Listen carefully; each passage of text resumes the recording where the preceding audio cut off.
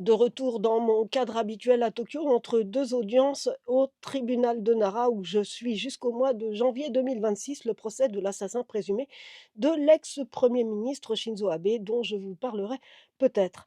Je viens juste faire un petit corollaire, un petit complément à la vidéo sur les disparitions pour, faire taire une autre erreur fréquente en France où on considère que le Japon n'enquête pas sur les disparitions, qu'elles sont signalées et qu'elles sont, classées, sans donner, lieu à, des enquêtes. Alors c'est bien sûr totalement faux. Au Japon comme en France, il y a des disparitions qu'on considère, comme inquiétantes et qui entraînent des investigations. Au Japon, on n'emploie pas le terme inquiétante, on emploie le terme particulière, donc des disparitions particulières qui déclenchent des actes d'enquête. Pour la France, sur 50 000 disparitions, signalées annuellement environ, simplement un peu plus de 20, 11 000 déclenchent des investigations. Au Japon comme en France, donc, il y a une catégorie, de disparitions qui sont appelées particulières au Japon et qui déclenchent des investigations sur la base d'une évaluation de l'anormalité de, la disparition et du danger potentiel encouru par la personne disparue. Soit qu'on considère que cette personne, est susceptible de se suicider, que cette personne a potentiellement été enlevée, qu'elle peut être séquestrée, qu'elle, possiblement, heu, pu être, tuée et cetera. Donc tous ces éléments sont pris en considération en fonction des antécédents de la personne, de son profil, de son état de santé, de son âge et cetera, et on évalue cela et les investigations sont lancées avec des actes d'enquête qui sont tout à fait, similaires, à des actes d'enquête en France, même si on n'appellera pas cela au Japon enquête, criminelle. On n'associe pas le mot criminel à enquête au Japon, mais c'est une enquête quand même et on prend donc, toutes les dispositions, nécessaires, jugées nécessaires, que ce soit des prélèvements, des auditions de témoins, des recueils, d'images, des visionnages d'images de vidéosurveillance ou bien, d'appareils photo ou de caméras privées, et on analyse tout ça et bien sûr, s'il y a nécessité, on va arrêter une personne, mais on n'arrête pas une personne sur un vague soupçon comme, dans tout,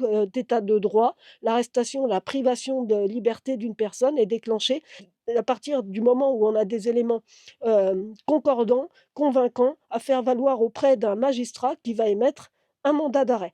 Voilà. Tout ça pour, dire que, au Japon, il y a pas non plus beaucoup de différences par rapport à la France sur, le traitement, des disparitions, mais qu'effectivement, bah, comme en France, il y a des enquêtes qui n'aboutissent à rien. On trouve ou on trouve pas. C'est pas parce qu'on trouve pas qu'on ne cherche pas.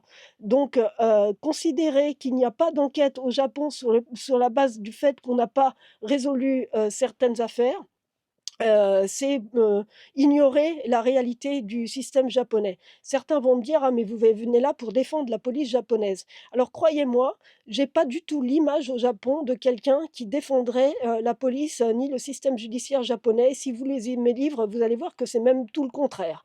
Donc, je suis plutôt quelqu'un qui, garde une certaine, mesure, qui ne voit pas les choses tout en noir ou tout en blanc.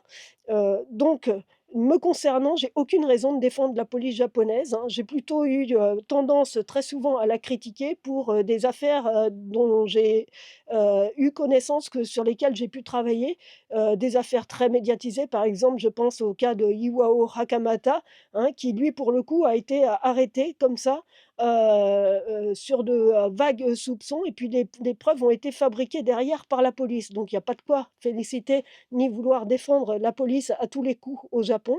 Mais en l'occurrence, considérer qu'elle ne fait rien dans le cas des disparitions, c'est inexact. Voilà. Alors on peut toujours considérer qu'on pourrait faire plus, certes, mais on ne peut pas non plus, heu, asséner sans arrêt qu'il n'y a rien de fait dans le cas des disparitions au Japon parce que c'est inexact.